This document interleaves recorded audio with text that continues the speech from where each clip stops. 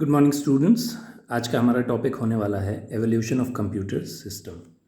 तो computer system के evolution, ये टॉपिक अगर मैं 11th क्लास को नहीं बता रहा होता तो शायद मैं इस टॉपिक को डिस्कस नहीं करता, लेकिन क्योंकि 11th क्लास में काफ़ी ऐसे स्टूडेंट होते हैं जो बस इंट्रोड्यूस हुए ही होते हैं कंप्यूटर से, तो इस टॉपिक पे बात कर लेना ठीक है, और हो सकता है एग्ज़ाम में भी ये क्वेश्चन आ जाए।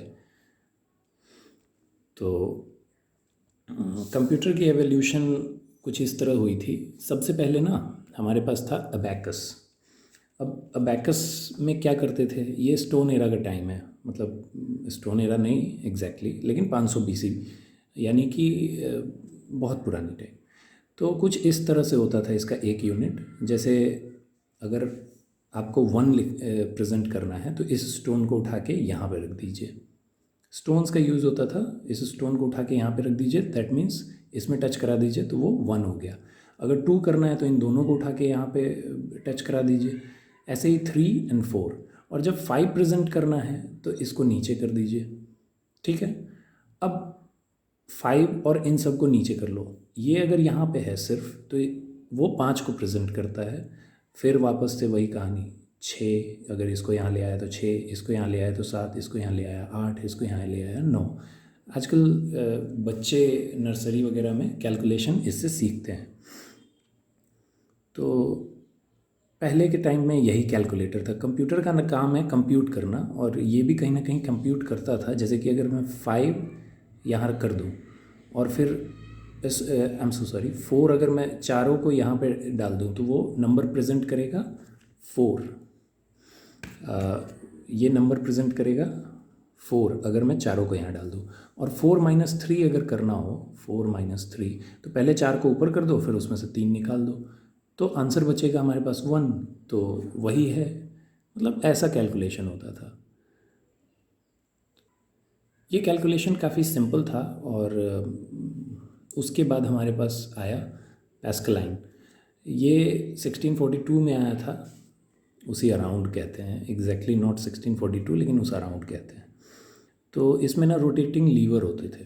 अब जैसे कि मुझे लिखना है 25, तो मैं क्या करूँगा, मैं ना इसको 2 बार घुमाऊँगा। ये 0 पे पहले से सेट होता है, और जब मैं इसको 2 बार घुमाऊँगा तो यहाँ 1 एंड देन फिर 2 फ्लैश होने लगेगा। फिर इसको मैं घुमाऊँगा 5 बार, तो यहाँ पर 0 1 2 3 4 एंड देन 5 आ जाएगा। अब मुझे इसमें से माइनस करना है, तो माइनस करने के लिए क्या करना है, बस इसको उल्टा रोटेट करना है उतने टाइम्स। जैसे कि अगर मैं इसको 9 बार उल्टा रोटेट कर दूंगा ना यहाँ से, तो पहले तो ये 5 जाएगा, उसके बाद जब मैं उल्टा रोटेट करूँगा ना तो यहाँ पे ये ऑटोमेटिक 1 हो जाएगा, और ये फिर अपना 9 ऐसे मतलब बैकवर्ड जाता रहेगा। तो 25 - 9 हम लोगों को मिलेगा 16, तो फिर ये हट जाएगा और 16 हमें यहाँ डिस्प्ले होता हुआ दिखाई देगा। तो ये था पैस्कलाइन। उसके बाद हम लोगों के पास आया एनालिटिकल इंजन। एनालिटिकल इंजन में क्या होता था, डेट यहाँ पे आपको दिखाई दे रही है 1834। इसमें क्या होता था, ये पहली ऐसी मशीन थी जो इनपुट ले सकती थी, प्रोसेस भी कर सकती थी और आउटपुट भी जनरेट कर सकती थी। इस वजह से इसको बेसिस ऑफ मॉडर्न कंप्यूटर्स माना गया। उसके बाद फिर टैबुलेटिंग मशीन 1890 में आई थी, और इसमें हुआ क्या, इसमें हम लोग पंच कार्ड इंसर्ट कर सकते थे। पंच कार्ड में कुछ डेटा स्टोर होती थी और कुछ इंस्ट्रक्शंस भी स्टोर होते थे। जैसे कि डेटा 4 एंड 5, और उसके ऊपर ऑपरेशन क्या करना है तो प्लस, तो ये इन्फॉर्मेशन पंच कार्ड में स्टोर कर देते थे।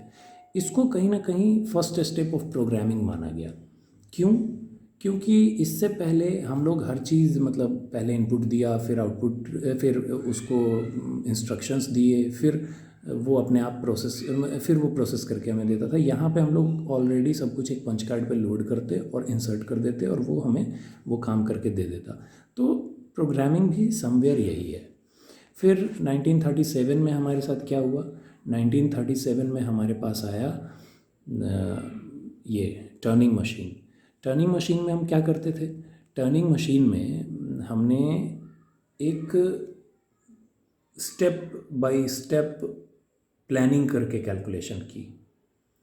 और इसको हम लोग कहते हैं, इसको ये पहला, एक तरह से आप मान लो कि ये पहला प्रोग्राम था जिसको कि हम लोगों ने इम्प्लीमेंट किया। टर्निंग मशीन में ये हम लोग कर पाए थे, लेकिन अभी भी इसमें हम पंच कार्ड ही इंसर्ट कर रहे थे, मतलब बाहर से ही इनपुट दे रहे थे। डिफरेंस क्या है, इसमें सिंपल इंस्ट्रक्शंस होते थे और इसमें थोड़े कॉम्प्लेक्स हो गए थे। कॉम्प्लेक्स यानी कि इसमें लॉन्ग इंस्ट्रक्शंस कह लो, लॉन्ग इंस्ट्रक्शंस आते थे, और इसमें सिंपल या शॉर्ट। उसके बाद फिर हमारे पास आया ENIAC मशीन, जो कि इंटरनल स्टोरेज के साथ इंट्रोड्यूस हुआ था।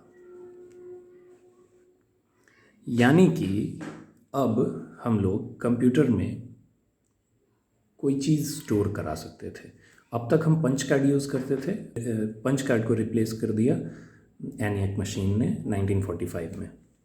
उसके बाद ट्रांजिस्टर्स को इंट्रोड्यूस किया गया 1947 में, जिसमें कि वैक्यूम ट्यूब्स को हम लोग जब यूज़ करते थे डिजिटल सिग्नल के लिए ना, वैक्यूम ट्यूब को यूज़ किया जाता था। इसको फिर चेंज करके और वहाँ पर हम लोगों ने ट्रांजिस्टर्स का इस्तेमाल किया। जब इसकी, तो इन दोनों चीज़ों के बाद ना कंप्यूटर का साइज़ काफ़ी छोटा हो गया, ट्रांजिस्टर के आने पे, और दूसरा इंटीग्रेटेड सर्किट के आने पे। इंटीग्रेटेड सर्किट क्या है, ये सिलिकॉन चिप होता था जिसके ऊपर ना जितनी भी सर्किट हम लोग क्रिएट कर सकते थे, मतलब जितने भी सर्किट हम लोग बनाते थे कंप्यूटर में, वो सारा एक छोटे से सिलिकॉन चिप पे, एकदम छोटे से चिप पे इंस्टॉल हो गया।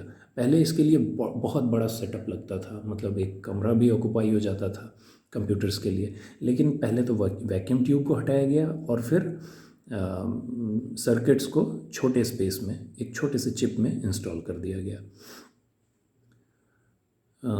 तो इतने छोटे से चिप के भी लेयर्स होते थे पहले, फिर धीरे, तो इसको हम लोगों ने जाना था LSI, मतलब लार्ज स्केल इंटीग्रेशन, क्योंकि बहुत बड़े स्पेस को ये छोटे में कॉम्पैक्ट कर देने की कैपेबिलिटी रखता था, तो इसको LSI यानी कि लार्ज स्केल इंटीग्रेशन कहा गया। IC stands for integrated chip.